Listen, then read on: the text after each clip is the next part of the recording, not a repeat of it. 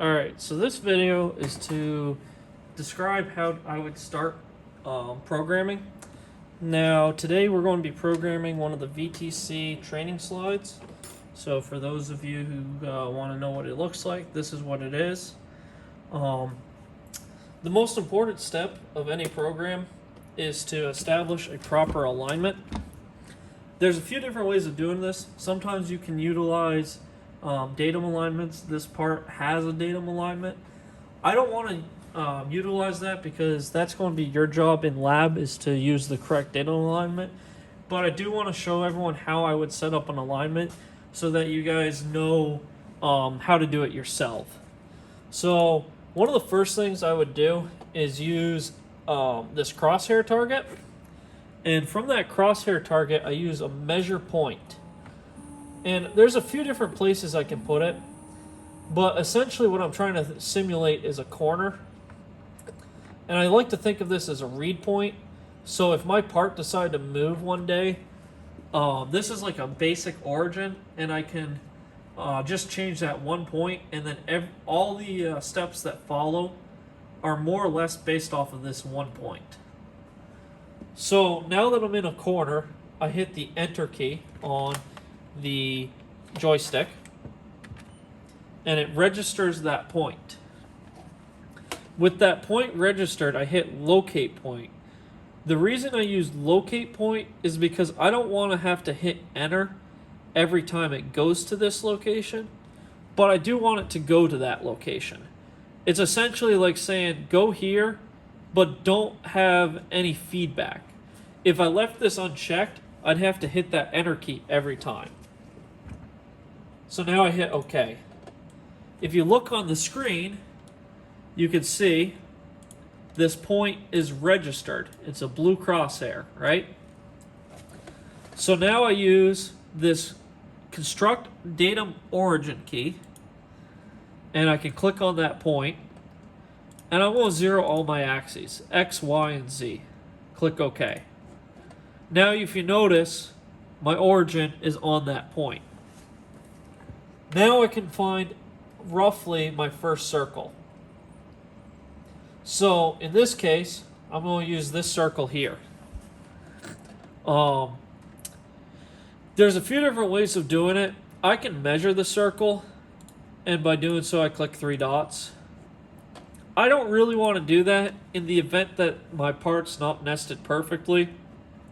Because if you notice, I only have a search window from these two white diameters. My circle has to lie in there.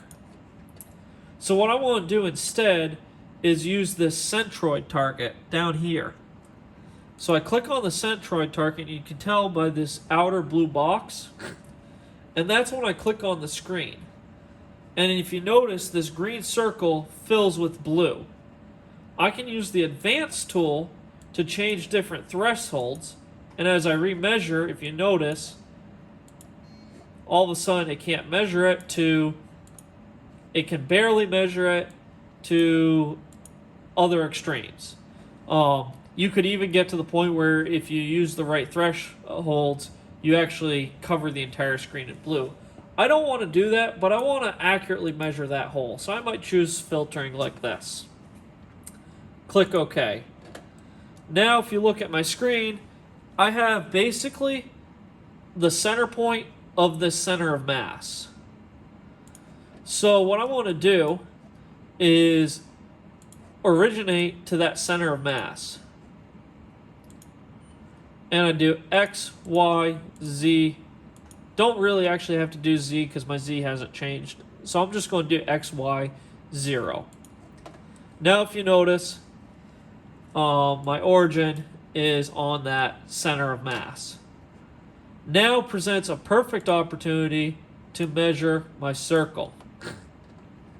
And I can go into filtering and say, let's do the last edge. There might be reasons for first edge. It all depends on what you're trying to do. Right? I got good filtering. I can move my roughness, my weakness, strong up, and it's going to filter it better. What this does is basically takes out false edges. But if I go too high, I won't capture the feature at all. So now I hit OK. With my circle accurately measured, now I again origin XY to that circle. With that circle measured, I want to get an idea where my Z height is. So I'm going to turn some top lighting on, and I use this focus tool with a measure point, and I can go over here and measure this. Alternatively, I can actually focus on these black rings, so if I turn my top lighting off, I can focus here, and if you notice that ring goes in and out of focus until it focuses. So I'm going to use that instead because I'm going to be using mostly backlighting as opposed to top lighting to measure my part. So now I hit OK. With my Z focused, I'm going to now origin to that point. So I click on that focus point, click 0Z, click OK. At this point, I have a perfect XYZ location on this circle, but I still don't know which way my angle, my XY origins are vectored. So there's other holes I can use, and you may want to use other holes to use a proper datum alignment. But in this case, I'm going to use the hole that is directly vertical in the Y, which happens to be 90 degrees from the x-axis. Again, I could measure that circle, but if I'm concerned of any sort of movement, and as you can actually sort of see here, and forgive me, my arm was in the way. So here you go. If I'm concerned of that sort of stuff, I don't want to use such a fine search area. So again, I use that centroid target to roughly find my circle. Now that centroid target is going to be very close to the actual center of the circle. So instead of aligning to it and then finding the circle again, I can construct a datum axis alignment. So I use the datum alignment tool, which is found to the right of the datum origin tool. So this one says construct datum alignment.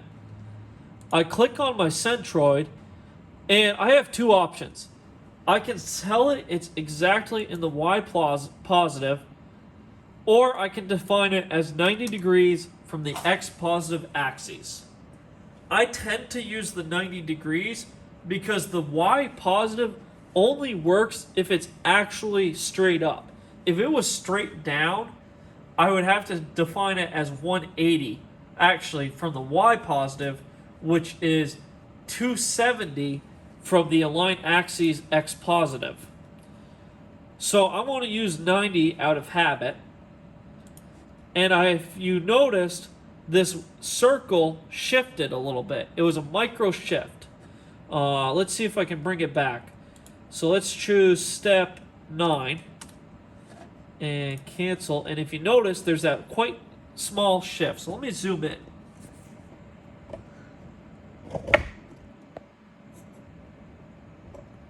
All right.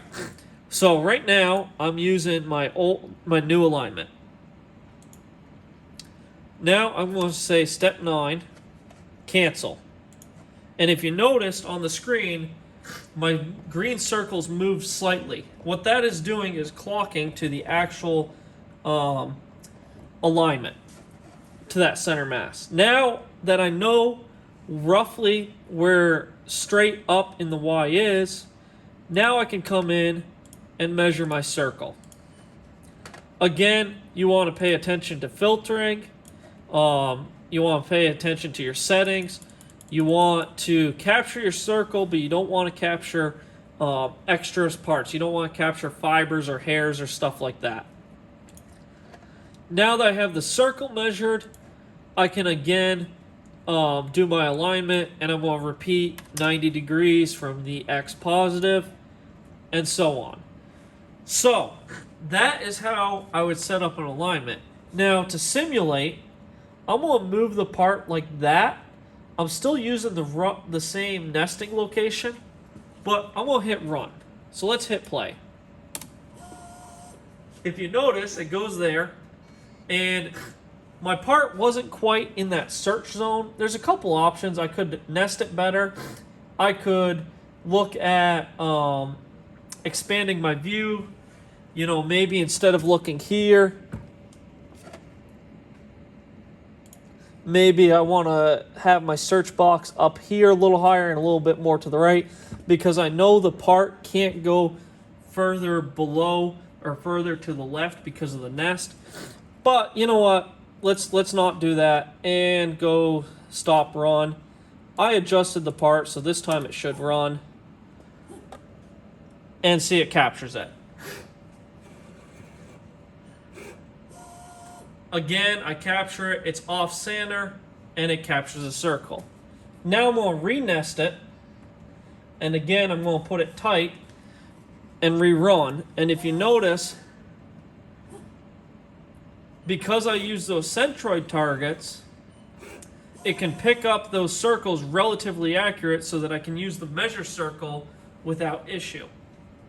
So that's how I would set up my program. Obviously, you might be beneficial to use datum alignments. That depends on what you're measuring, though. You don't have to unless it calls out using datums in your datum feature frame. And then from here, I don't have to use centroid targets anymore because I've established X, Y, and I've established alignment with vectoring. So I've established what Y positive should be. If you notice that when I talked about that little shifting of my green circles, that's what I was doing.